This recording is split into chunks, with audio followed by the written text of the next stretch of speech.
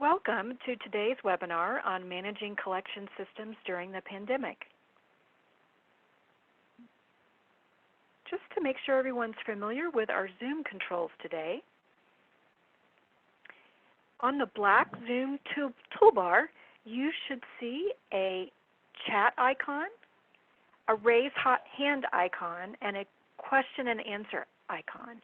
Today, we will be using the chat icon and the Q&A icon. We will be unable to use the raise hand feature due to the audience size. If you have information to share, please put that in the chat box. If you have a question to ask, please enter that in the Q&A box. And now let's get started. I turn it over to Kevin Calderwood. Welcome, everyone. Thank you for joining CWEA's third COVID-19 webinar. I'm Kevin Calderwood, CWEA President and a Senior Project Manager with HDR in Folsom, California. And today we'll be discussing managing collection systems during the pandemic.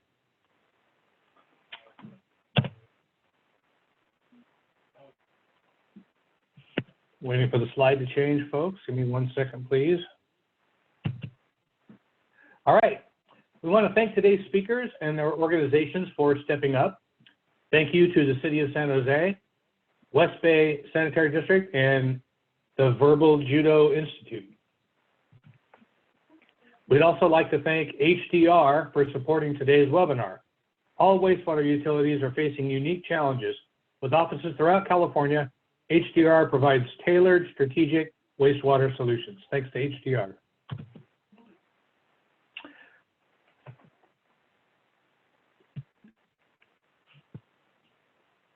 We want you all to know that CWEA is working hard for you during this pandemic. We've organized 3 technical webinars with 2 more in coming weeks. We've announced 54 winners of the CWEA Awards Program. Congratulations to any winners on the call. Staff has processed 767 certification exam applications during this period, completed 383 membership renewals, and returned a couple of hundred voicemails. We're working hard to develop online training and are investigating remote proctoring options for our certification exam. Thank you all so much for being CWEA members. We're in this together. Please let me or any other board member know if there's anything we can do to help you during this time. Our next COVID-19 webinar will be held April 30th and features top experts in wastewater disinfection. We'll put the registration link in the chat box for you today. We're getting a lot of questions about this virus, so I'd like to share some background and kind of what we know so far. Here's what the scientists and WEF have said in our previous webinars.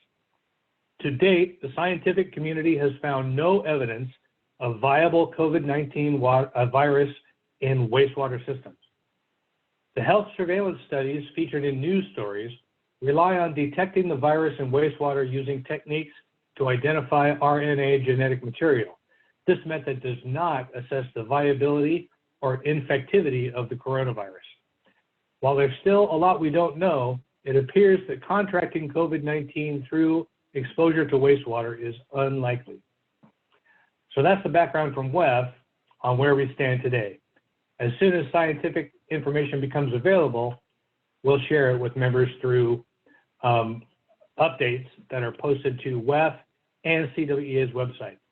And we'll add links to those sites in the chat.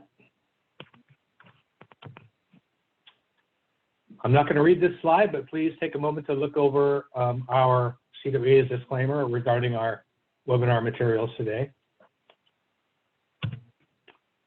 Our moderator today is Rochelle Lather from the Carmel Area Wastewater District and Vice Chair of the Collection System Committee.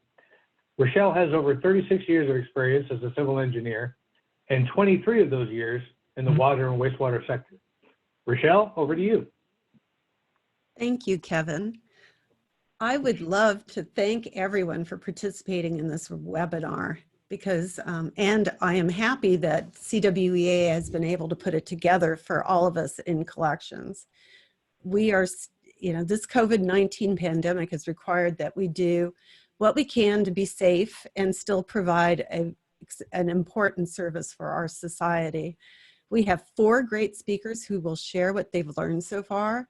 And if you have any questions, please use the Q&A feature and we will address them at the end of the program. Now I'm waiting. Please, please respond to the poll question if you can for your organization. It should be up there on your screen right now.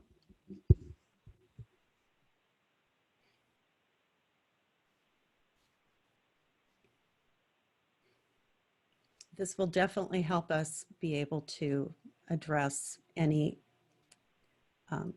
issues and focus them on who is actually participating in this. Thanks.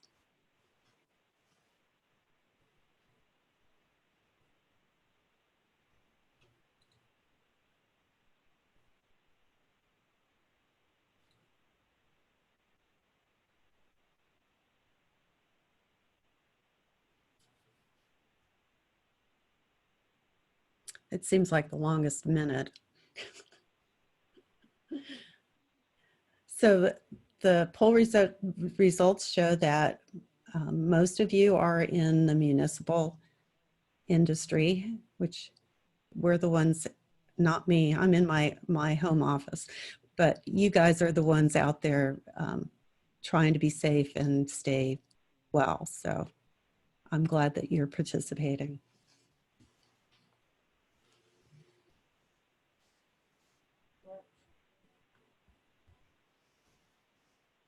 Our first speaker is Jennifer Seguin, and she manages the City of San Jose's 125-person sewer maintenance division that consists of civil engineers and field staff who ensure that the sewage is safely transported from the 2,000 miles of pipe to the treatment facility. Jennifer has 21 years of public service experience with 11 in wastewater industry. She will be sharing a large agency perspective during the COVID-19 state of emergency.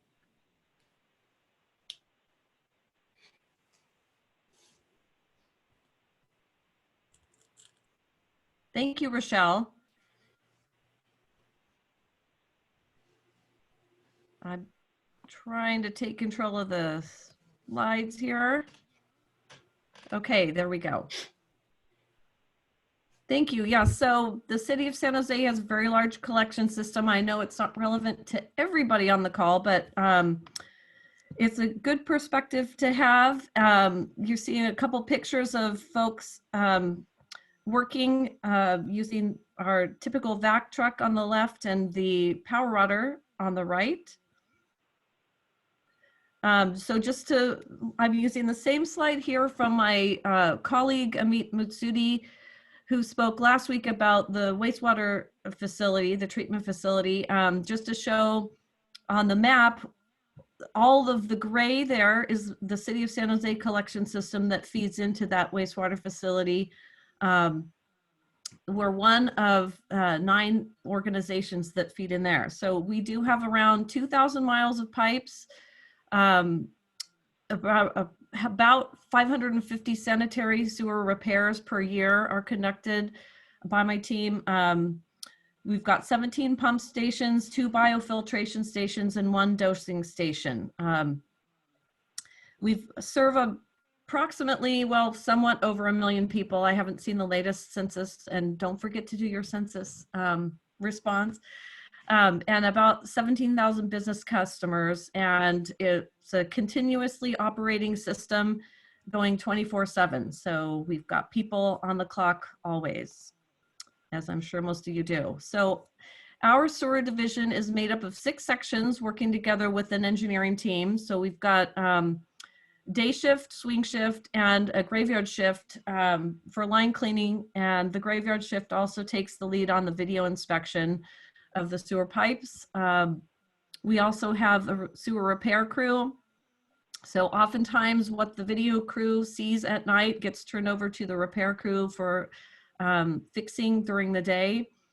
We have, as I mentioned, 17 pump stations, and the picture you see there is the newly opened Alviso pump station, which we were very excited to have online for the first time this past winter. And an easements crew, so easements can be people working in somebody's backyard if a pipe goes through their property, or a very large one such as a golf course. So, and I mentioned approximately 124 FTE on the team. So very quickly in early March, we started to see the writing on the wall that we were going to need to think about a continuity of operations plan. We didn't have a lot of time, but we put together a plan very quickly. We built on what we have. So we had, a couple years ago, unfortunately, some flooding in San Jose. And because of that, emergency preparedness was on the forefront of our minds and of the minds all the way up to the city manager and council. So we've spent the last few years really honing our plans for flood response and adding in earthquake scenarios. And so we were able to shift, and I would say we were probably about 80% of the way there, to shift that over to the pandemic perspective. So we built on what we have.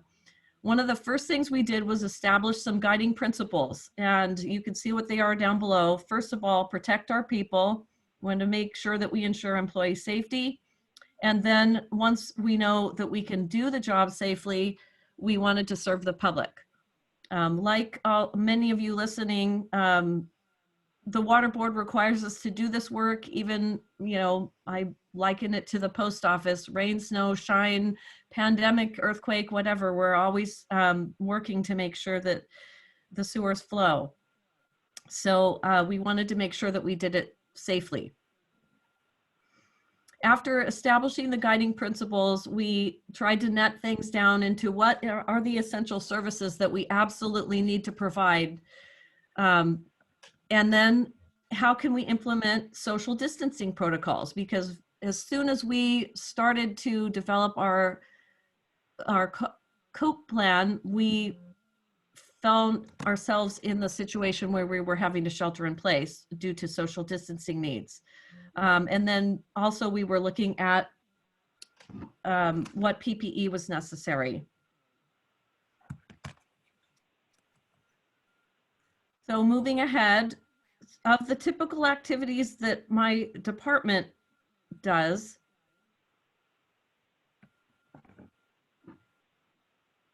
the Department of Transportation actually manages the sewer infrastructure is part of the Department of Transportation in San Jose, because it is part of the public right-of-way. And so the Department of Transportation manages not only our program, but also lights, traffic signals, street lights, signs and markings. You can see some examples in the pictures there, the bike lanes and the crosswalks, landscaping and trees, sidewalks, curbs and gutters, and pavements and ramps. So we had to think about, as a group, what activities would be essential.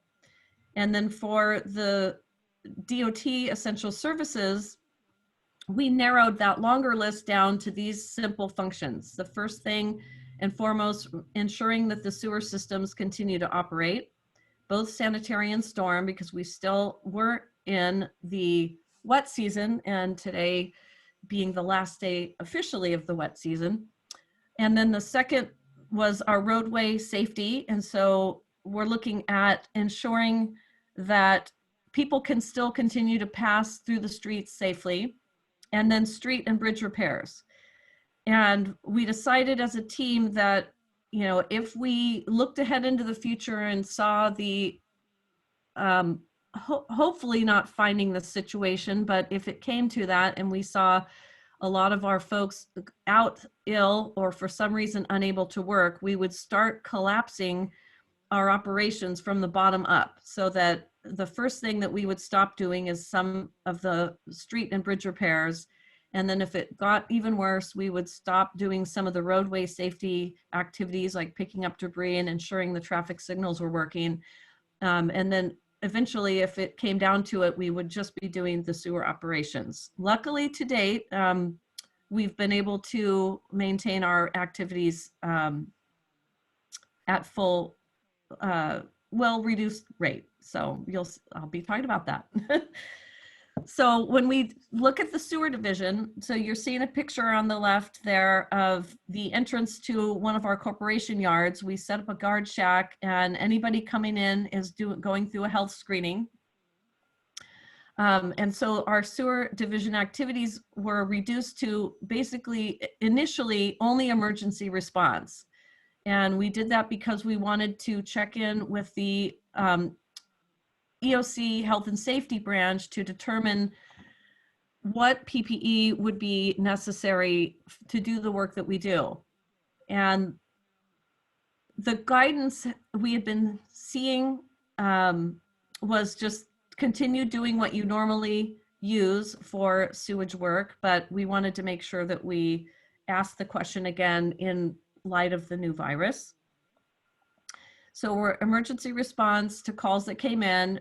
We decided that if we wanted to continue doing proactive line cleaning of short cycle segments, because if we stop doing that, we might be at a very high risk of a sanitary sewer overflow, or SSO. Emergency repairs, of course, were necessary. And then we thought, all right, some video inspection is going to be needed. And then we would continue our street sweeping operation, since the folks were able to keep social distance, since it's one person in a vehicle and it's conducted at night when there aren't that many people out. So to protect our people, we are doing the health screening at the yards that I mentioned, and then we're providing appropriate PPE. And then to maintain social distance, we put in place a 1 person per vehicle kind of general rule, with people being able to use their judgment about that. But when the crews go out in the vac trucks, they typically have 2 people in the vehicle, and we measured the distance between the 2 seats, and it's only really at maximum probably 3 feet. So they weren't able to maintain that 6-foot social distance. And part of the reason we have 2 people in the vehicle is for safety, so that we've got a navigator or somebody who could take a call if the phone rings, and just look out for traffic issues to help the driver. And so we figured that the safety needs in this case for social distancing outweighed the potential for accidents on the roadway. And so we're hoping that we told all the drivers, just be as safe as you can. And if you feel like you need to, we'll have a vehicle follow you to give you that perspective. And people on a headset, hands-free system could communicate to hear if there was any roadway hazard that they couldn't see in the larger vehicle. We also shifted our day shift. Our day shift crew primarily focuses on emergency response calls and proactive, high priority line cleaning. But we thought if we had everybody continue working, we would not be able to maintain social distance in the locker rooms and the break rooms. So we went to a 50-50 schedule where half the crew works 1 week and the other crew, half the crew works the second week. And part of that also provides some protection if somebody from the crew does get sick and is exposed to the virus and there's a potential exposure risk for others on the crew. It keeps, preserves at least half the team to keep going.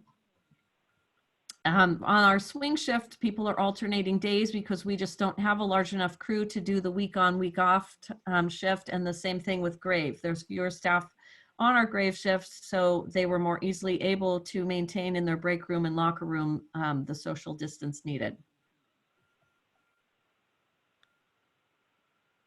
Okay, I'm trying to advance the slide. Okay, there we go. So as I mentioned, we did check in with our health and safety branch about the proper personal protective equipment. And the primary concern with line cleaning was the aerosol mist. And so those of you who've been out cleaning lines or have accompanied people on a ride along know that occasionally there's a little mist that comes out of the manhole. as the crews are working. And so looking at what the CDC recommended for workers handling sewage, just in any time, they recommend goggles and a protective face mask or a splash-proof face shield, liquid repellent coveralls, waterproof gloves, and rubber boots. And so we were already using most of that. And what we wanted to figure out was if there's anything different that needs to be added or changed based on the recommendation. So all of the organizations we checked in with, CDC, World Health Organization, and our EOC branch said, just keep using what you're using. But we decided out of an abundance of caution to use both the N95 mask for the aerosol mist and a face shield instead of the or that's recommended by the CDC, just to see if we could help preserve the N95 masks because of the shortage. We also created, one of our supervisors and our training officer created a video about proper donning and doffing of the PPE so that people could see the sequence that they should put them on and take them off and understand how to keep everything clean. And then for the repair crew, the primary concern there was not necessarily the aerosol mist, but splashing and then the confined space and the difficulty of maintaining social distance there. And our health and safety officer came back, the doctors came back and said safety glasses would be sufficient. And so that's a picture of somebody wearing what we typically, what the crew typically wears for a sewer repair. And that's what we submitted. Safety officer came back and said safety glasses and a face shield just to be conservative for splashing risk. And a surgical mask would be fine. The N95 was not necessary because they're not exposed to the aerosol mist. And then finally, we've been working with our public information officer staff to get information out, hoping that this is our golden opportunity to tell the story about flushing wipes and not to flush wipes. So we put out something on YouTube, and then we've also put Facebook posts, and what you're seeing is one of the pictures that the crew staged, putting cones out to mark out a 6-foot social distance perimeter around the work that they're doing so that they could communicate to the public, please don't come any closer. And I know we're going to hear a little bit about that from another speaker a little bit later on this webinar. And then finally here, just a quick summary of what we did. So we I say are developing and adhering to the plan only because it's a work in process. We put something out and then find, okay, well, that didn't work. So we need to adjust it here, adjust it there. Then we try that and then have to adjust again. So we found it's a living document and we're continuing to hone it and perfect it. I've asked everybody on the crew to be an idea person and let us know if there's anything that they see we could be doing better, and feed it back in so that we can continually improve. We're tracking our PPE inventory levels because there have been some supply issues. We currently have what we need, but are looking ahead to ensure we continue to have that, and are working with our EOC through the EOC for mutual aid when we need to for supplies. We're doing frequent tailgate meetings to make sure everybody gets the word on what the current knowledge is and practices are, and continuing the employee health checks. And that's it.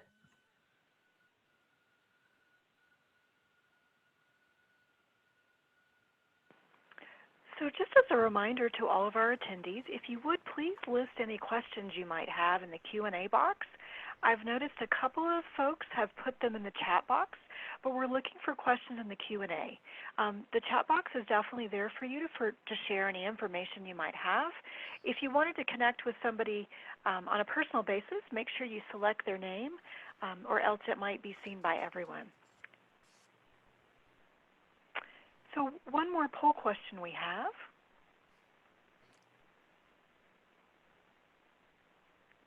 And Rochelle, if you want to take over. Thank you, Monica. What type of emergency plan did your agency have at the start of the COVID-19 situation?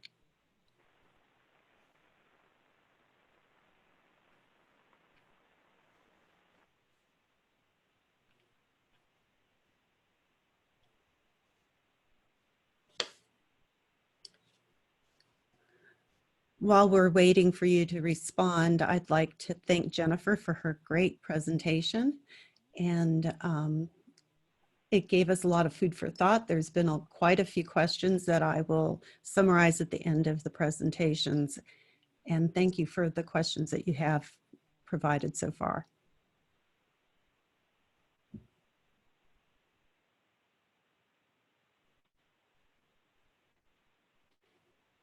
It looks like 25% didn't have a plan and 45% had a plan but had to adapt to the COVID-19 situation.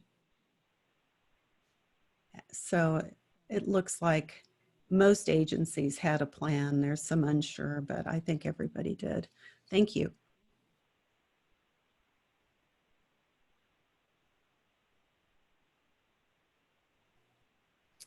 So our next speakers, we're actually going to have two speakers. I don't know if they're doing it in order or if they're going to go back and forth, but we'll find out soon. Phil Scott is the district manager at West Bay Sanitary District, and he's been in that position for the past 10 years. He is also past president of CWEA and has been a wonderful mentor for others in the industries. The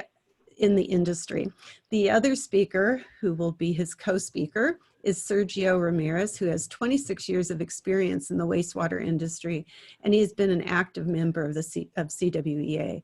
I think he's been in the industry since he was 16, so we'll see. He can tell us if that's true. Sergio is currently operations superintendent for West Bay Sanitary District, where he is responsible for the maintenance and operations of 270 miles of pipeline. He is known within the industry for his generosity in sharing his collection system experience and lessons learned with others. Sergio and Phil will be providing their perspective of the COVID-19 issues as a medium-sized agency. Hello, everyone. My name is Phil Scott. Thank you, Rochelle, for that introduction. I'm the district manager with West Bay Sanitary District. I'm sure everybody knows where West Bay is, but for those of you who might not, we're in the Bay Area, of course, and we're very close to Stanford University. We're in Menlo Park, Portola Valley, next to Palo Alto, all that kind of stuff.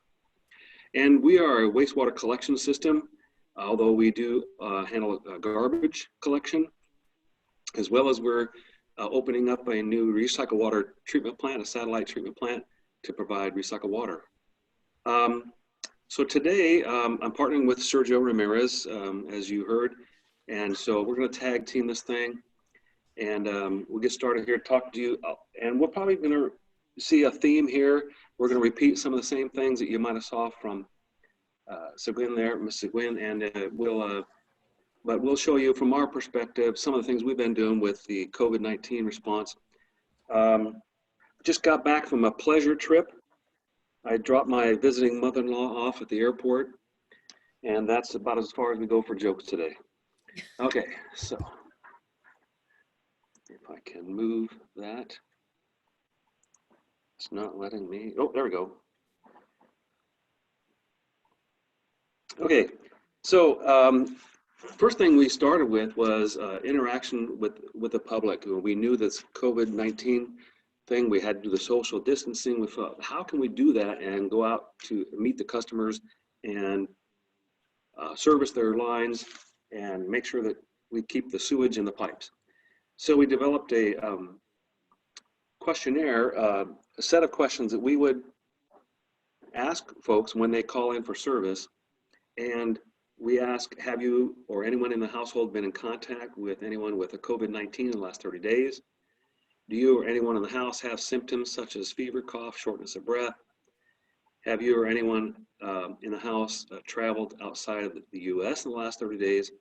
And of course, is this a sewer emergency? Do we really need to go out there? And so what we've been able to do is if they answer yes to any of the first three, then we let them know that we won't have a personal contact with them, but we'll go out there, we'll take care of the problem, and we'll leave a door hanger, and we'll call after the service call is complete and give them the results of what we've done. We try to minimize the contact. We try to respect the 6-foot rule when our folks are out there. And so we can minimize the interaction between folks and maintain that 6-foot distance if possible. We also wanted to provide the public some assurance, and so we put on our website and we sent out a letter with flyers to our folks and let them know that we're practicing social distancing and good hygiene. Our folks out in the field are wearing their protective gear, and all our workers are instructed to stay home from work if they feel ill. We're trying to avoid crowds and gatherings, and we let them know that we're asking these pre-screening questions and why. In addition to the letter and the flyer that we sent folks, we did some advertising on Facebook and YouTube and on our website about not only the COVID-19 response, but also the wipes. We're incurring a lot of problems with the wipes lately. I guess people ran out of toilet paper, so they're using wipes more. And so we're trying to encourage folks to, refrain from flushing the wipes, because we all know, yeah, they're flushable, but they're very cloggable. So we don't want that. The county of San Mateo issued us a questionnaire to fill out and required us to fill out our COVID-19 protocol and affix it to the front of the doors where people enter. So we had this little checklist, and you just checked off all the things you're doing for the COVID-19 as far as social distancing, signage, posting your protocols, and all those kinds of things. And we did that, and they gave it to us on a Friday and gave us till midnight to get it posted. So we completed it, but it really ended up being a good tool for us to use for an overall COVID-19 response plan that we'll talk a little bit more about here in a couple slides. We also adjusted our work schedules for folks in the admin staff and the management, as well as our field crews. And so everybody is on something less than a 40-hour week. Except for me, I gotta work around the clock, doesn't matter. Anyway, so we put that in a document so we could use it so everybody knows what new schedule everybody has. And then we can update it and change it as we go along with this program, when we see if there's a need to modify someone's work schedule, those kind of things. And we have done that at least once or twice already. The second letter there you see is our attorney helped us create an essential government functions letter so that all of our workers can carry with them and have in the trucks with them in case they're in transit to work or back, or if they're in actually working and an officer stops them and says, "What are you doing? Why aren't you home?" and all that kind of stuff. It lets them know that we're emergency and essential government workers and that we have a valid reason to be out here working. One of the questions that came up is with some of the modified work schedule and people are not working a full week in a 5-day period, will the workers get full pay? So we held a special board meeting, and fortunately some of the Brown Act requirements were relaxed where we were able to have a special board meeting.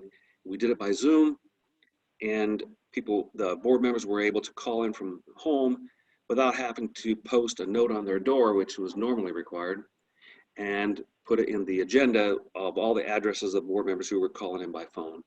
Gave us the ability to hold a meeting and get a quorum and take some action. And the board approved the workers getting the full pay if they were asked to stay at home on certain days of the week. That helps us reduce our interaction of our crews and give us some protection in case someone did get exposed to the coronavirus there. Then we turned that checklist that I mentioned earlier into our coronavirus preparedness and response program. And we adapted that and adopted it into our injury and illness prevention program, the IIPP. And so now we have a good template to use in case, next flu season we have some other strain of virus that we need to be prepared for. We can use this template and it'll be a lot easier for us to be able to follow a response program. And that really helped us. We had our consultant Do All Safety help us put that together. And just to show you a few of the things we needed to do, our occupancy of our conference room was 49, now it's 10, to correlate with what we're trying to keep our meeting size to, the limit of our meetings. And in our tables, we tried to set seats 6 feet apart on a diagonal and straight inline view. So we marked the table with "please sit here," so you can try to be 6 feet from the next folks. And that seems to help, but it does provide a big constraint on how many people we can get together and have a meeting about. And then we've been utilizing Zoom rooms and GoToMeetings for our meetings. And I think we're all getting a little more familiar with that as we go. And we bought a new Zoom camera so we can see everybody and interact. And it seems to be working out pretty well.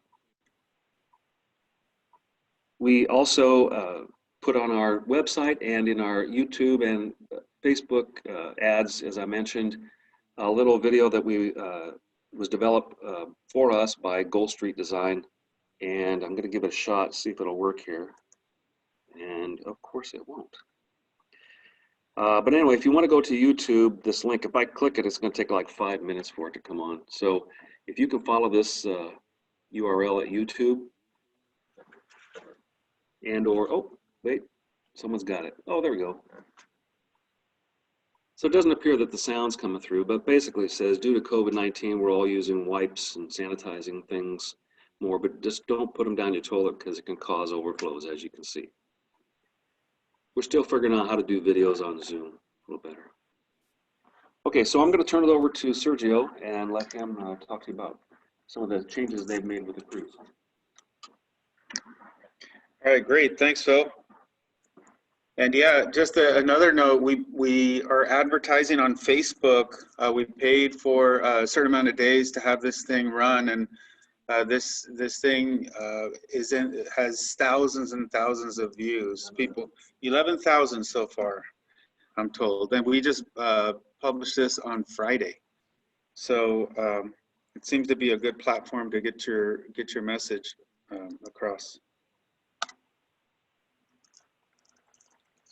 So let me change the slide here. Okay. All right, again, thank you all for joining us. So what we wanted to do here was give you guys a perspective of a small to medium-sized agency and some of the precautions that we're taking during this time.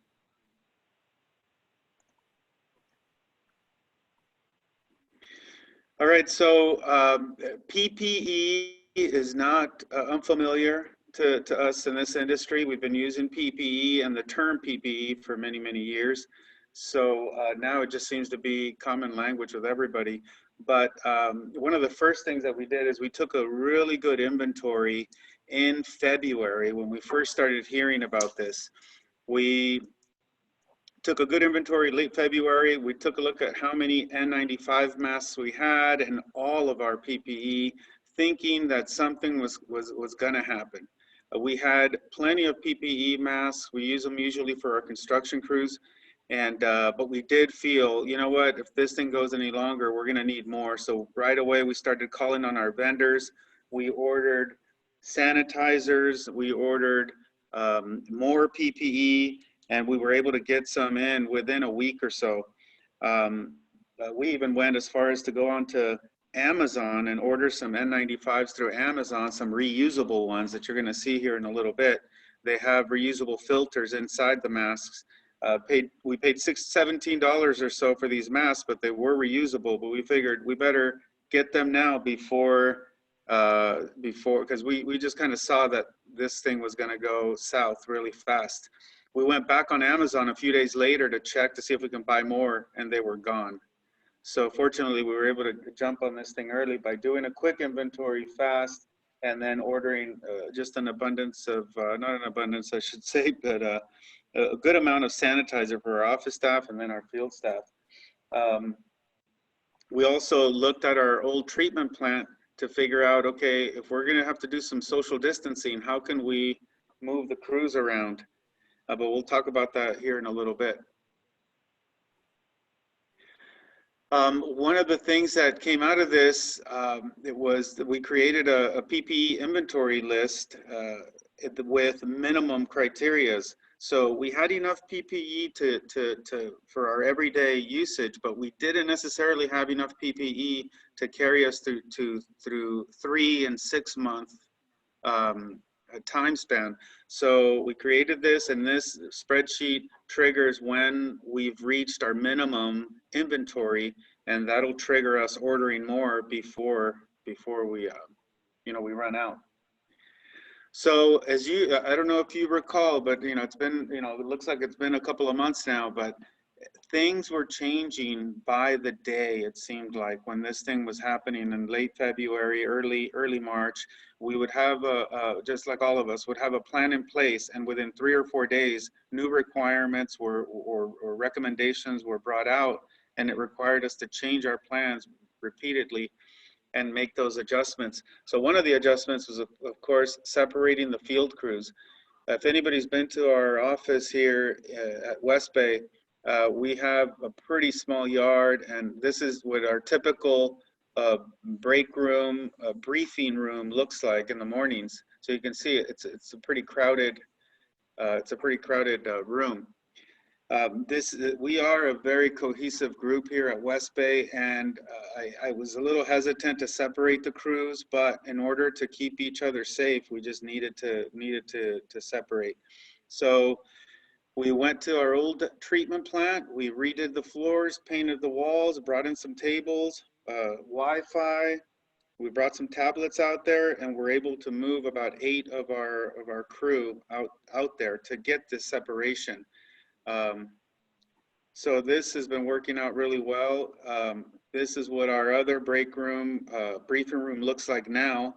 You can see it's only half of the maintenance workers in this one, and we are able to communicate every morning through Zoom and that laptop there. We can actually see each other and just say what's up in the morning and get our marching orders. One of the things that we've asked the crew not to do is if they need to combine crews and do easement work, to only work with the crew that they are assigned to. We don't want the crews intermixing out in the field, because then it defeats the whole purpose of having the separation. So fortunately, everybody's in good spirits, and everybody's following along with our plan. And this again is just to keep each other safe. So West Bay was established back in 1902.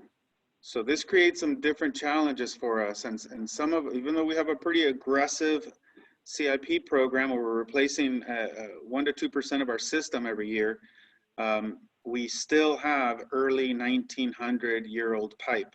Some of this pipe is 3 feet deep. It's in sidewalks, and it's near trees that are 100 to 200 years old. So when you look at our streets, they're all pretty tree-lined streets, and you do a Google image aerial view, and you can see, you can't see any rooftops. All you see is trees. So rather than let the crews, work, 1 week off, 1 week on, like we were hearing crews were doing or other agencies were doing, we decided to give folks, we have an A and B team. We decided to give the A team an additional day off on Monday. So the A team, is off on Friday through Monday, and then the opposite team, B team, is off the Friday through Monday on the opposite week. So during Tuesdays, Wednesdays, and Thursdays, we have a full crew. reporting to 2 separate locations. So one thing we realize is we can't stop cleaning pipe as aggressively as we do, because we're going to have SSOs and we'll have pathogens out in the streets, and something in some cases worse than what we're facing now with Corona. So we must clean our 3, 6, and 12-month high frequency schedules or hotspots. So by separating the crews, we've been able to maintain this. We also did some direct mailing to residents. We put together a letter talking to them about not using flushable, these wipes. We told them that flushable aren't really flushable and disposable, that they don't break down, in the wastewater stream, as we know. And of course, we use Facebook and YouTube to get the word out. Some of our operational changes, a couple of things that we did was, like San Jose, we took a look at what needs to happen at our agency. What are our essential services that we just can't do without, and what can we do without? So one of the things that we did is we suspended the CCTV work. So no more CCTV work, of course, unless it's an emergency. However, we do have this pipe hunter unit that allows us to CCTV a pipe. We don't do a full-on assessment of the pipe, but we can at least go in there and inspect a sinkhole or any kind of obstruction that we may not be able to get through. So we do have this capability, which is nice. We service 6 different agencies within our district. One of the bigger agencies that we service, the City of Menlo Park, halted construction unless it was an emergency. So with that in mind, we have had a couple of lateral emergencies or private lateral emergencies that we've had to get authorized and send our inspector out to go inspect. But other than that, construction was halted in one of the bigger agencies that we serve. So that's us. As far as operational changes, besides eliminating CCTV and then everyday construction, we turned more to the cleaning, and we just really reinforced with the crews to use their PPE. We used what we had. We purchased some new things, and it looks like we're using the same face shield and goggles that the City of San Jose and Jennifer's people are there. But these seem to work really well. You see Justin there in the middle picture running the Spartan through a clean out. He's actually wearing an N95 mask underneath this shield and the goggles there. The bottom portion is fogged up, of course, because of the breathing and stuff. But if you notice, those goggles are crispy clear. Sometimes when you use those safety glasses, they tend to fog up, but these shields are working out really well for us. So we just really reinforce with the guys, use more precaution than we normally do, use all of your PPE that we have available, and really just try to bring that home to them. We're concerned about the droplets that the CDC was mentioning, and in some of the other, medias. And I went out there last week to take these pictures, and one of my phone did catch this, these droplets in midair. So not only for Corona, but just in our everyday operation, we really need to be using this type of, precaution and PPE. The droplets are there whether Corona is here or not. We just need to really reinforce, this is a hazardous job that we're doing. It's not like we're, we require some technical specialty training. We are specialists in this. We need to basically take care of our health, and because it is a challenging type of work. But this picture, says 1,000 words. So this is the new normal. We've purchased, these are the N95 masks with the reusable filters, and we have an array of different PPE. Some people prefer this type of safety glass versus that type of mask. So we have a few different options that the crew can use. If they're comfortable to use, they're more likely to use them. So we like to have that variety. And of course, just to keep us all safe. And this is where the past meets the future. We can't do business as usual. We have to use a little bit more precaution. Phil really made me put this picture in here, but hope you guys get some amusement out of this. And so in summary, we were listening closely to the notifications. We took action early. We pulled in all of our resources. We called for emergency board meetings with our board. Somehow, some way, we made them happen through Zoom and other things. Some of the lessons learned were, even though we had PPE to get us through our everyday operation, we didn't necessarily have enough PPE to get us through a 3-month, 6-month-long pandemic. So one of the lessons is to have enough inventory in the future to get through a good enough, amount of time. When you need PPE, chances are everybody else is going to need it.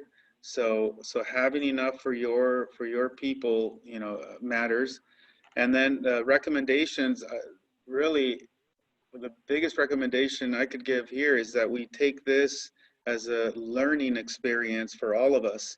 We have had overflow emergency response plans, confined space plans, disaster preparedness response plans, but nobody really could predict a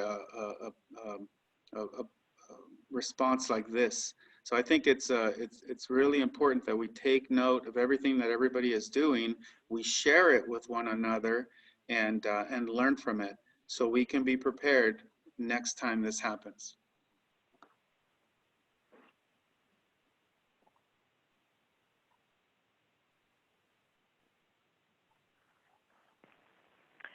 So we're going to do an additional poll. If any of you participated in the webinar, the first webinar we had on April 1st, you will notice that this is a repeat. It's on the availability of supplies and materials. Over to you, Rochelle. Thank you. Which of these supplies or materials have you had trouble obtaining? Mark all that apply.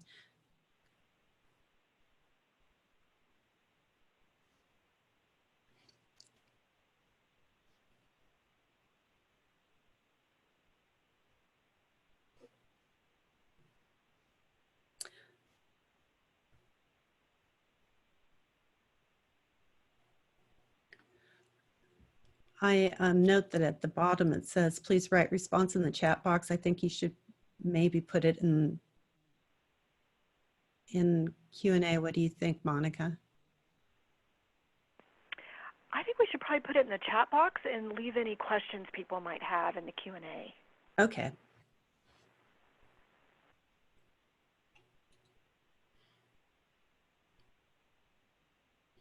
So I have the results.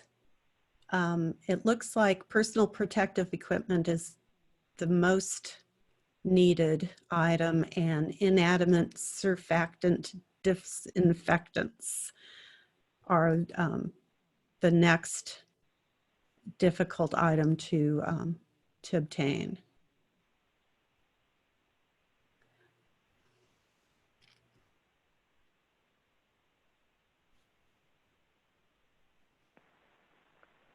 Just one last reminder, if you have any questions that you want the speakers to address, please list those in the Q&A box. We will be doing all the questions and answers at the end of our webinar.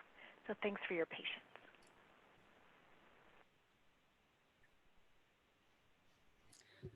Okay, so the next speaker is Curtis Smith, and he has been a certified verbal judo and defensive tactics instructor for 18 years. The program specializes on using techniques to control our own emotions under stress, de-escalate others, and persuade them into compliance. He has been working with sewer agencies during the COVID-19 emergency to be prepared for unusual interactions with the public. He is joining us to provide an introduction to verbal judo techniques we can use. Thank you, Curtis. Yeah, thank you. Appreciate that. Yeah, welcome everybody. Some of you may have had verbal judo in the past. I know we have done several classes throughout California the last couple of years, and I'm glad you folks are on. So this is just a quick tips version. Verbal judo is actually, the entire program is a 16-hour program. So you're just going to get your toes in the water if you haven't had it before. All right, I want to talk about the goals of the course. And of course, the number one goal is safety, like we're all talking about. You do yourself, your organization, and your family no good if you get sick or hurt. Increase your professionalism. This isn't just with the customers, it's also internally. Sometimes we have to have and address problems with our own crews or coworkers. So this is a way that we can do that. We can reduce the number of complaints and the liability that goes with the kind of work that we do. Question, has any of your sewer districts or organizations been sued in the past? You don't have to answer that. That's a rhetorical question. Number 5 is an important one for you and your coworkers, is lessen stress. If you can reduce that stress, makes the job easier because you know you can win, at least with communication, and you don't have to take that kind of stress home with you. Number 7 is an important one for us. One of the goals in verbal judo is to leave people better than we found them at their worst. And so with improved outcomes, we can do that, which in turn improves morale. Because let's face it, you guys have a tough job, and sometimes we all can use a boost in morale from time to time. So I know you guys aren't police, but you do enforce or advise on certain things, for instance, policies, procedures, protocols, and laws and rules. So when somebody is breaking a rule or a protocol, whether it's internal or a customer, you know, what's our goal? What do we want to have happen? You know, ultimately what we want is compliance, right? We want the person to follow the rule or the coworker to follow the protocol, right? Now, is it easier for them to comply if they want to? Of course, the answer is yes. That's why we want it to be voluntary. But my question to you is, whose job is it to get the other person to want to comply? And the answer, it's us. We have to generate the conditions or the atmosphere, if you will, to get people to want to comply. So altogether, it's generate voluntary compliance, or GVC for short, if you will. That's our ultimate goal. Now, it's pretty easy to be professional when there's no stress. This program is really designed for how do you deal under stress. You know, what we have to do is keep our you-know-what together out there under stress, even with coworkers or supervisors. And you folks working in the sanitary districts understand about what I'm talking about, keeping your stuff together here, right? But it comes, we focus on a concept that is not American, it's actually Japanese, and the concept is called mushin. And it's an interesting concept because it focuses on how you can keep your mind at still center, not be pulled into the drama or the BS that perhaps other people might try to draw you into. There's an interesting saying that came from the ancient samurais. And let's say that you're out there in the field and you're talking to a resident, as an example, and they're calling you names, throwing spears of insult at you. Here's the samurai saying: when man throws spear at head, move head. Spear stuck in wall, man now disarmed. That's a very interesting concept. See, we all have a choice to make when people are throwing spears of insult at us. Do we let the spear fly by harmlessly, or do we let it stick in us and affect us, again, make us afraid or pissed off perhaps? Another interesting samurai saying that goes with our program is, don't be strong like the oak. Instead, be flexible like the willow. Now, everybody knows oak trees are strong, but if you put enough snow on them, their branches will break. And if you put enough wind to them, they will uproot. Instead, be flexible like a willow. If you know what a willow is, a whip, Okay, you can put a lot of snow on the willow, but it's eventually going to spring right back up, and no amount of wind will uproot a willow. So this concept about adapting and being flexible is really built into the Verbal Judo program. In fact, another saying is, rigidity is weakness, flexibility is strength. So we really hone that in with the program. Speaking of stress, how do you handle verbal abuse? And, you know, we've all heard the concept of letting people vent, right? The question is, should you let people vent? And in the full-blown program, we talk about times when you should let people vent. But in this short section, what we really want to focus on is, I would recommend not waiting more than 12 seconds to cut somebody off if they're, quote, venting. My guess is if you've done this job very long, you kind of know what people are getting at within the first few seconds of them talking. The concept of venting is people ramp up, get it off their chest, and then they ramp down. But there are studies that show that some people will start venting and will start ramping up and not stop, and then it can turn into physical violence. So why not try to stop them at the very beginning? The question is how do you stop somebody from talking without making things worse? Well, instead of confronting them, which is our normal reaction, instead we should use the samurai approach, which is deflection and redirection. Let me give you a couple of examples of what deflector phrases look like. When somebody's talking, you see a series of them here on your screen. These kinds of phrases, deflector phrases, tend to stop people from talking at the moment because it sounds as if you're acknowledging their point. Let me show you what this looks like in terms of a pattern.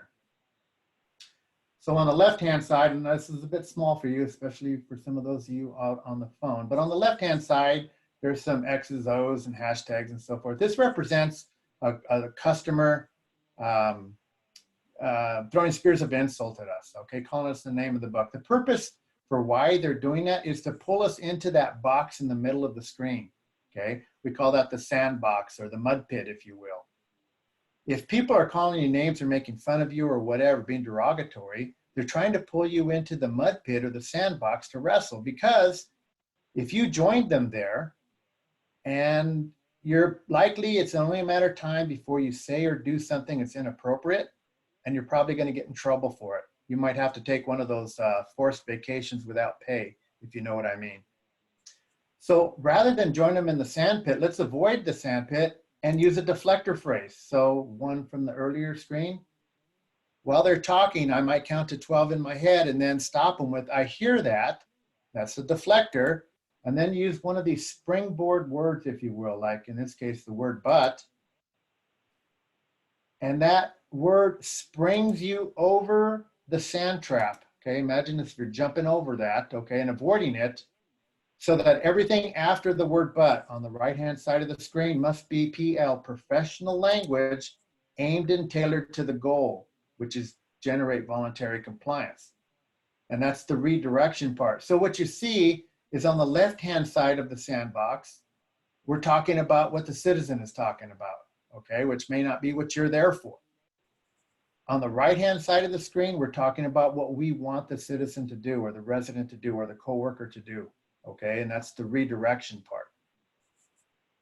So I hope that will help you to avoid some of those sand trap problems out there that people are going to invite you into. All right, there's 3 street truths in verbal judo. We're going to focus on this first one because I think it's relevant to the problem today. Oftentimes when you show up at somebody's home or at a business and you're trying to do your work, maybe you're asking for permission to come onto the property to do some maintenance perhaps, you'll be amazed at what people start talking about. And they can be upset or angry. So they might talk about things like, you know, the problem with the economy with this pandemic going on. You know, they'll talk about how they pay your wage with their taxes, you know, and you best do what they want you to do. I mean, there's even some people who think that this pandemic is some kind of a government conspiracy thing. You know, when you work with the public long enough, you'll tend to hear it all. And I find that all amusing, except the trouble with it is if you notice what's happening here is those words and those concepts come flying out of their mouth, and they're going through varying degrees of emotion, of fear, anger, or rage. And I like that because it spells the word far.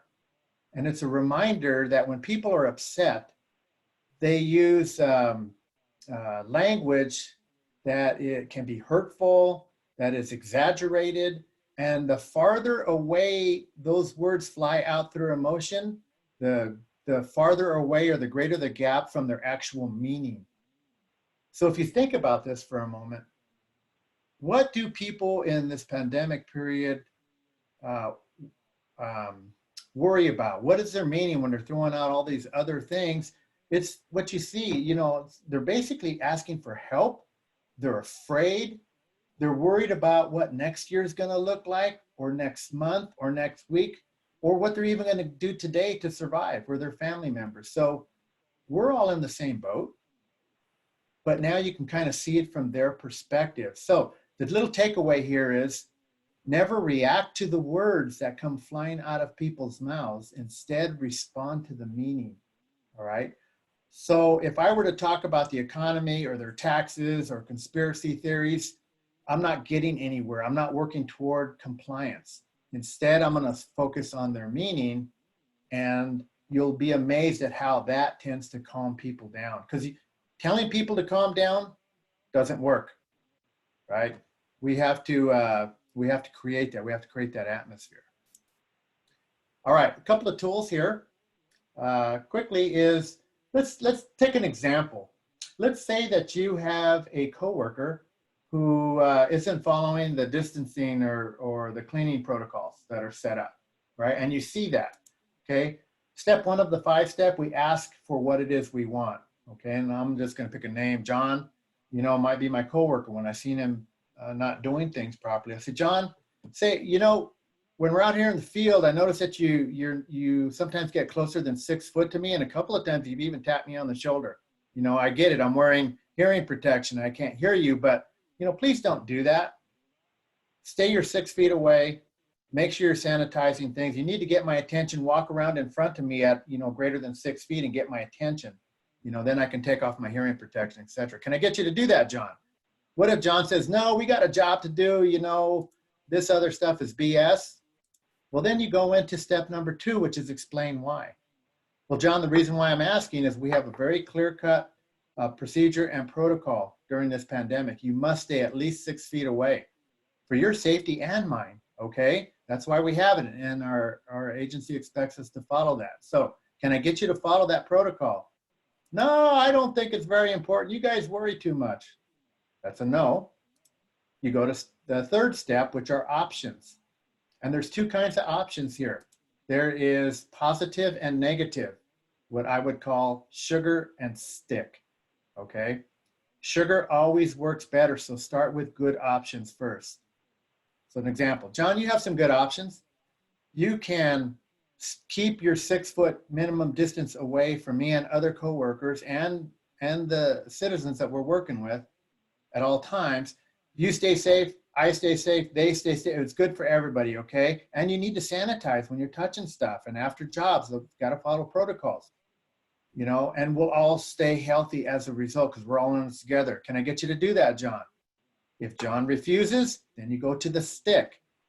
Well, John, if I can't get you to follow the protocol, then the only option I have left is to do what they've asked us, which is report it, okay? There's incident reporting. I have to bring it up to my boss, perhaps, you know, and that's not good for anybody. It's likely to be an HR issue.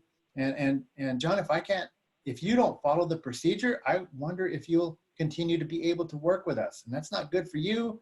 You need the paycheck. We need your help. Can I get you to please follow the protocols? If he continues to refuse, you go to the 4th step, which is called confirm. Now it's a sentence, and it sounds something like this. Well, John, is there anything I can say that will get you to follow the protocols? I'd like to think that there is. Now, if John says no, or screw you, or whatever, fill in the blank, right? Then you're left with having to step 5, which is ACT, A-C-T, okay? That's an acronym. It can mean follow your training. It could be alert others, call for help, or take off. So what we're trying to do here is to show you there's a step-by-step process to work with coworkers or citizens or your boss or your family at home with important things. And these steps help get you there in a professional manner, in a safe manner. You know, the biggest thing right now is, of course, the distancing. And in verbal judo, we call that the RAM, which means the reasonable arc of movement, which is your personal danger zone. Okay, and everybody knows what the personal danger zone is right now, right? 6 feet. And frankly, it probably should be greater than that. So here's how this works in terms of your distance. We all know that your PDZ should be 6 feet or more, okay? But I don't want you to just think about that 6 feet being in front of you and the person you're talking with. You have to think about it being your 360-degree safety bubble, okay? All the way around you, and it's your job to manage that space. But if somebody were to step into your bubble, you have to ask yourself, are they sick or are they healthy? And if you don't know that answer, guess what? They don't go.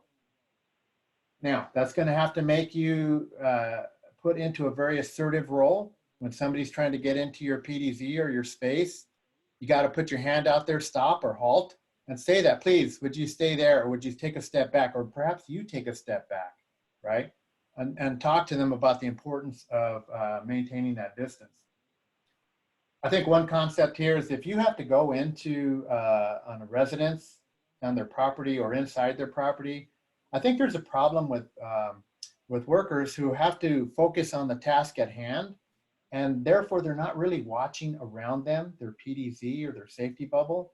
So if you get to work with a fellow coworker, I highly recommend having that coworker be your backup person and be back there 6, 7, 8 feet away from you. Okay, while you're working, the coworker is getting you tools, whatever's kicking them towards you, whatever, but also watching that other people don't get close to either the backup person or you, the worker, because the worker, you're not paying attention as much. You're focusing on the task at hand. So that's a good way to kind of double up and make sure that somebody's got your back. All right. So as this clicks forward, let's see where it had. It's not wanting to click forward. Oh, okay. So there's another concept in verbal judo. It's called leaps. And this is where people are upset with the 5 tools that de-escalate people and get them to work with you. And you can see them here listed on your screen: listen, empathize, ask, paraphrase, and summary. We don't have time to cover all these, so I want to focus on the E, which is empathize. It's such an important function. And I think the word empathy in itself is one of the most beautiful words in the English language. It's a unique combination of Greek and Latin. If you take the prefix em, it means to see through. And the suffix is Latin, pathy, and it means the eye of other. So when you put it together, you see how accurate this word is, to see through the eye of another human being. So the point of sharing this with you is to recognize that when we show empathy, it de-escalates like none other. It melts people. And we need to use that even though we don't feel empathetic. So in the longer program, we show you how to do that because it works great. Now, wrapping up here, verbal judo is based on 5 universal truths, and I want to share these with you. All people want to be treated with dignity and respect, no matter the situation. Okay, that's both internal and external and at home. All people would rather be asked to do something rather than told. All people want to know why. That's why we explain what we're doing. All people would rather have options than threats. And the last one is all people would like a second chance to do the right thing. And isn't that true of all of us? Haven't we said or done things in our past we wish we could go back and fix? Okay. So that's just some quick tips in a nutshell about verbal judo. My information is here listed. And if folks are interested in training, especially COVID-19 focused training, we're available for that. So please either call or email. We can help you out. Thank you very much.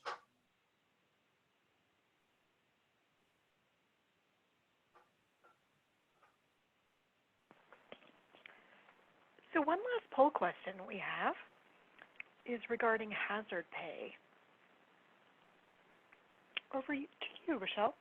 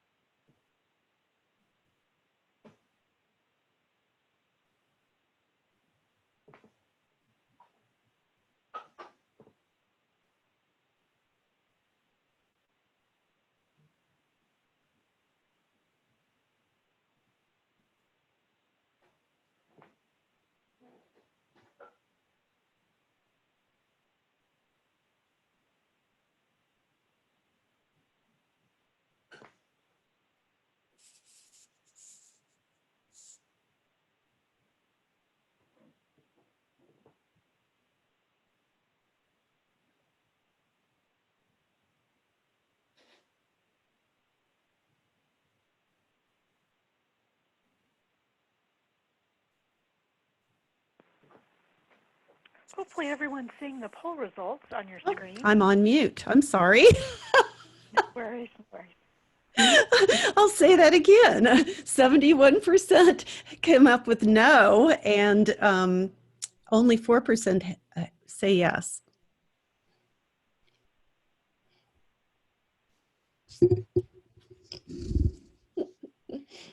I think some people would like to put the mute button on me on purpose.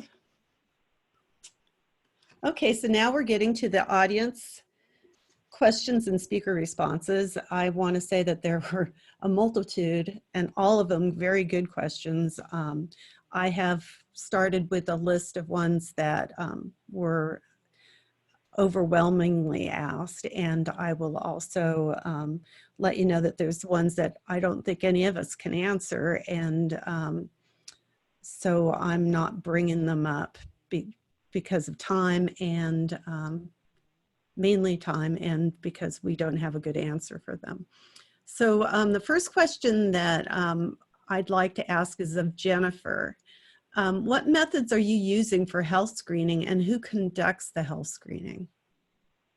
Okay, so we have identified staff that are not providing essential services. And in this case, for the health screenings, we are using our PTCOs, our parking compliance staff, since we've suspended issuing tickets at this point, to man the gate at the yard, the main yard, and they ask a series of questions. So a person drives up and they ask, you know, have you had a fever? Or do you have a fever? Are you experiencing any type of a cough? And do you have any shortness of breath? And if the answer is no, then they're allowed in, but they also note the name of the person. And we're currently not taking temperatures, but as I understand, thermometers are on order through our EOC that would allow them to take somebody's temperature at a distance. So maybe point it at their forehead and get the temperature. At other yards where there's fewer people coming in every day, we have somebody designated as a lead and a backup for doing the health screening, so that everybody has to check in with that person through one entrance when they come in, and while maintaining social distance. Do any of the other panelists have anything to say? Okay. The next question is, are you paying people for their time at home because you're doing these split trying to keep people apart? And how are you managing this? So this is Jennifer. I'll just say for San Jose, we are paying people while they're home. The council approved what they're considering administrative leave for folks that need to be off due to social distancing needs through the shelter-in-place order, which in our county is due to end on May 3rd. We are uncertain what will happen after that. Sergio, do you have anything? Yeah, this is Phil Scott. Yeah, our board voted to go ahead and pay the folks for the time they're asked to be off work. So everybody's getting a full paycheck. Okay, so for all of you, has anyone had a positive test for COVID-19 at their facility? Not here at West Bay, fortunately. And this is Jennifer. The only person that I know of that tested positive was a janitorial staff person who worked at the wastewater treatment facility. Was mentioned last week on the webinar, but that's it. Okay. There was a follow-up question. When would you allow staff that have coronavirus antibodies to return to work? And I'm not sure if you have a plan for that yet, but the question did come up. Well, So- and speaking, go ahead. Oh, this is Phil Scott. I was just going to say we require that if they're sick at all, then they have to have a physician statement. It says they're well enough to come back to work, and they have to be without a fever for at least 24 hours. And for San Jose, we are also requiring that the employee check in with their health provider and get a work clearing them to return to work, and a minimum of 72 hours fever-free. Okay, and then this question kind of goes with the paying for your time for home and all of that, but how are you tracking staff time? Do you have a specific method for that? Well, in San Jose, we're just tracking the good old-fashioned way. We're using Excel, and each of my sections puts out what they call their daily proposal, which identifies which staff members are going to work together with which pieces of equipment.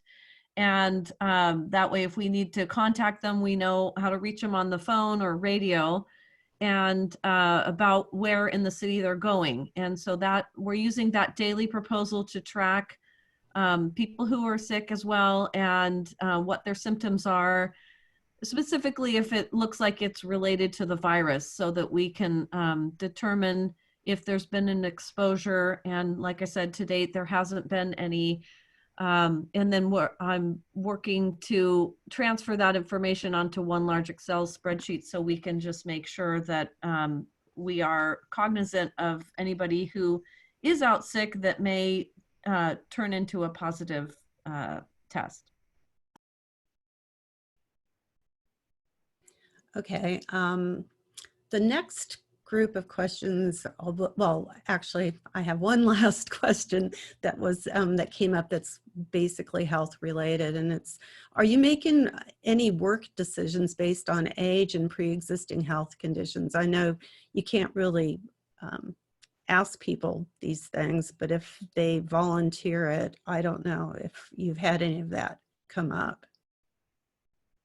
We have in San Jose, and when this first started, I said to the team, if you have a concern related to an underlying medical condition or an age-related concern, or if you're experiencing childcare issues that make it difficult for you to come to work, please let your supervisor know, and we'll handle things on a case-by-case basis. The city did actually put together some childcare resources for employees who are providing essential services. And in some cases that works for an employee to use, and in some cases it doesn't. You know, some of the folks on my graveyard shift needed childcare, and the city's only providing childcare during the day. So, you know, we're handling it on a case-by-case basis. And for the most part, we've only had a few people come forward. Okay. How about you, Phil?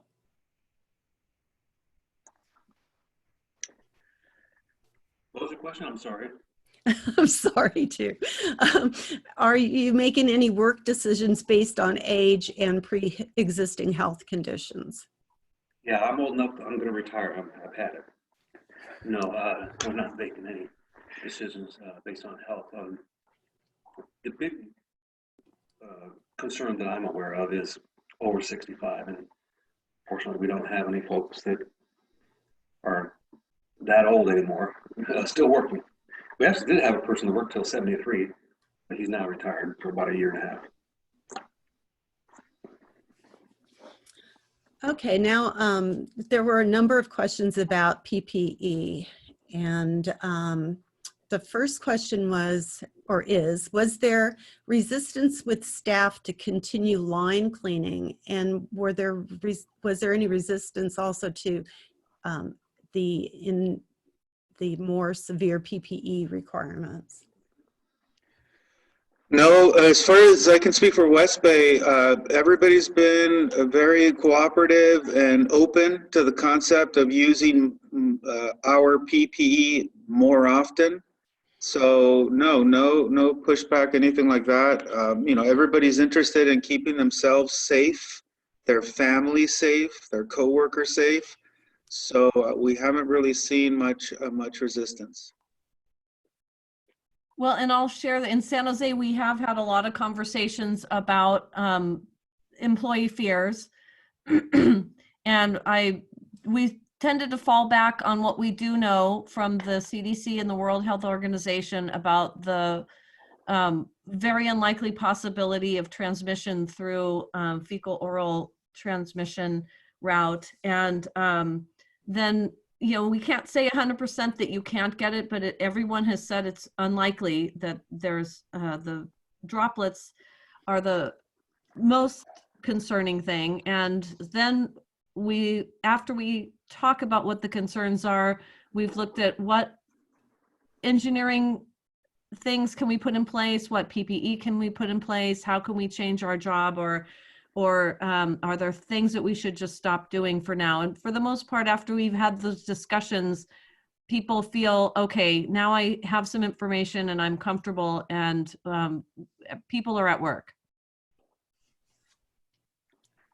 Okay, the next PPE question, I'm trying to kind of fold them into one question, so it may sound a little awkward. I'll try not to.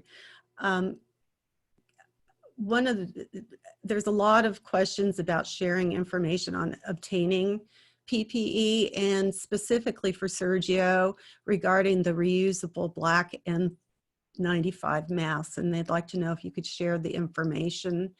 Maybe we can, I don't know how we would do it, but you could share the information so others can look into it.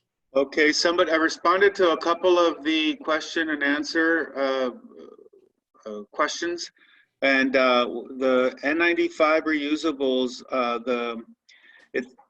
just punch in Amazon, just go to Amazon, that's where we purchased them, and go N95 mask reusable, and you get a few different items right there. They're currently unavailable. We're looking live right now, but the mask that we purchased is by Rock Bros.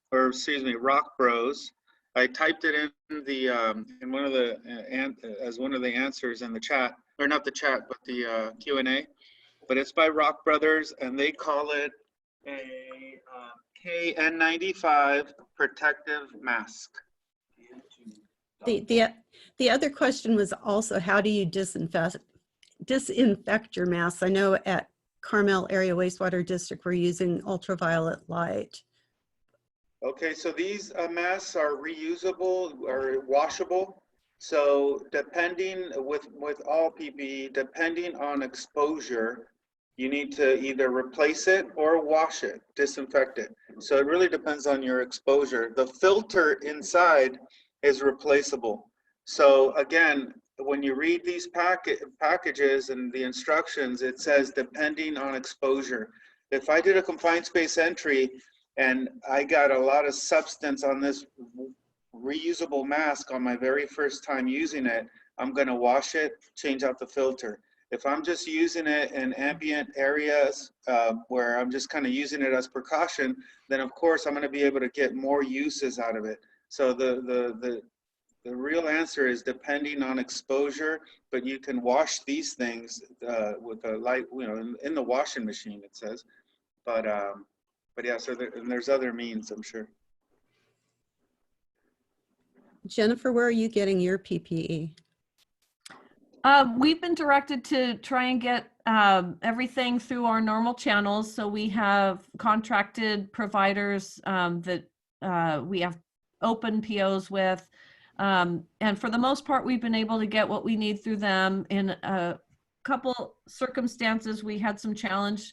It looked like we were not going to be able to get enough hand sanitizing, alcohol-based hand sanitizer. And so we let our EOC know, and they were able to procure a 50-gallon drum that one of the local distilleries, they shifted from distilling beer to, I believe, distilling hand sanitizer, and have been supplying. So for the most part, though, we're going through our regular channels and regular POs. And we have started to notice a little bit of the price going up, though. Yeah, we went to one of our regular vendors first. A certain vendor, Omega, had quite a bit of the disinfectant sanitizers, so we were able to place orders with them. It was when we started going to our regular suppliers, and they started running out. That's when we quickly started looking for other unconventional means. But Omega has been really good at responding and getting things to us within days. Sergio, one last question. It's about the wipes. How often do you recommend posting on Facebook regarding wipes to keep people interested and knowledgeable? So currently we have 4 ads going. We have actually 3 ads and 1 video advertised on there, and we're doing 10 days in a row, and it costs us $200 a day. And then up to 34,000 people can view it each day. So that doesn't seem too expensive to me. And we haven't done it for the whole 10 days yet, so we haven't decided if we need to continue or not. So the other way you can post, of course, is just to post it on your Facebook page, but your reach is only as far as your followers. So if you're not, if you have a lot of followers, that may be effective. But if you want to get to the masses, you're going to want to advertise, pay for that advertisement. Thank you. That's very insightful. There's one question before we end this. One last question. Have you, any of you had, since you haven't had anybody with symptoms, it's a question about, does anybody know if an employee is experiencing symptoms, if the agency is required to inform other employees and make them aware? Has any of that been flushed out? Well, San Jose started to develop some quarantine guidelines in case somebody tested positive, and we have asked staff to let their supervisor know if they or anybody in their household has been exposed. And we have had a couple cases where somebody's husband or wife was exposed to somebody who then tested positive. And our quarantine guidelines said that the person who was exposed should stay home, but we took it a step further and said, let's have the spouse also stay home, just to be, out of an abundance of caution. We're never going to be sorry we took an extra step, but we might be sad that we didn't go deeper sooner. Okay, well, that concludes the questions and answers. I would like to thank all of the speakers and our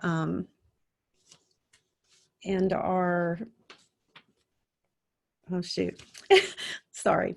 I'd like to thank all of our speakers. I'd like to thank CWEA and also our sponsor, HDR, for putting this together. And I'd like to thank all of you for being part of this.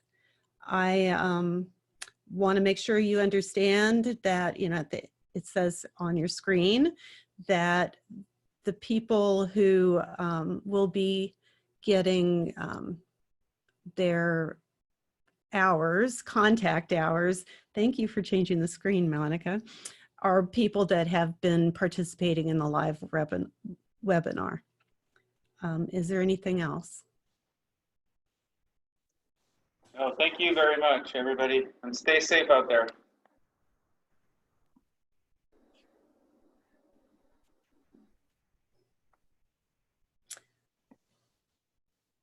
So that concludes the webinar.